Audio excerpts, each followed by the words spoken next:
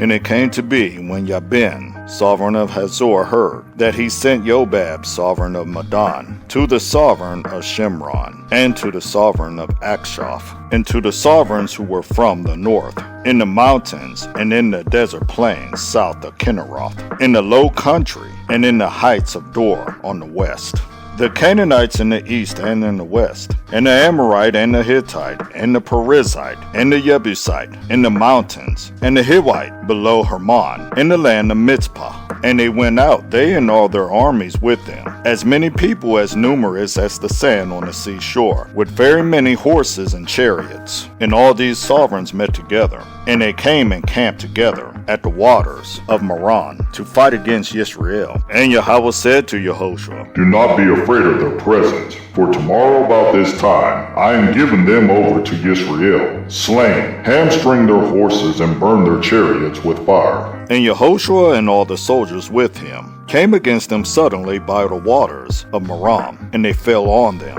And Yahweh gave them into the hand of Israel, and they smote them and pursued them to the great Zidon, and to Misrephoth Mayim, and to the valley of Mizpah eastward. And they smote them until no survivor was left to them. And Yahoshua did to them as Yahweh said to him. He hamstrung their horses and burned their chariots with fire. And Yahoshua turned back at that time, and captured Hazor, and smote its sovereign with the sword. For Hazor was formerly the head of all the reigns. And they smote all the people who were in it with the edge of the sword, putting them under the ban. He did not leave none breathing. Then he burned Hazor with fire. And Yahoshua captured all the cities of those sovereigns, and all their sovereigns, and he smote them with the edge of the sword. He put them under the ban, as Moshe the servant of Yahweh commanded. However, Israel did not burn any cities that stood on their mounds, but Yahoshua burned only Hazor, and all the spoil of these cities, and the livestock the children of Israel took as booty for themselves. But they smote every man with the edge of the sword, until they had destroyed them,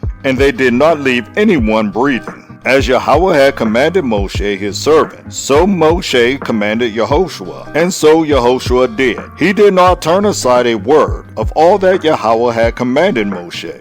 Thus Yahoshua took all this land, the mountain country, and all the Negev, and all the land of Goshen, and the low country, and the desert plain, and the mountains of Israel, and its lowlands, from Mount Halat that goes up to Seir, and as far as Baal Gad, in the valley of Lebanon, below Mount Hermon. And he captured all their sovereigns, and smote them and killed them. Yahoshua fought with all those sovereigns for a long time. There was not a city that made peace with the children of Israel, except the Hivites, the inhabitants of Gabon. All the others they took in battle. For it was of Yahweh to harden their hearts, that they should come against Israel in battle, in order to put them under the ban, so that they might have no favor, but that he might annihilate them, as Yahweh had commanded Moshe.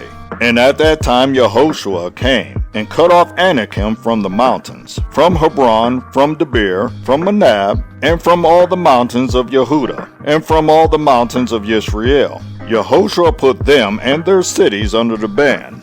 There were none of the Anakim left in the land of the children of Israel. Only in Azah and Goth and Ashdod some remained. Thus Yahoshua took the entire land, according to all that Yahweh had said to Moshe. And Yahoshua gave it as an inheritance to Israel, according to their divisions by their tribes. And the land rested from fighting.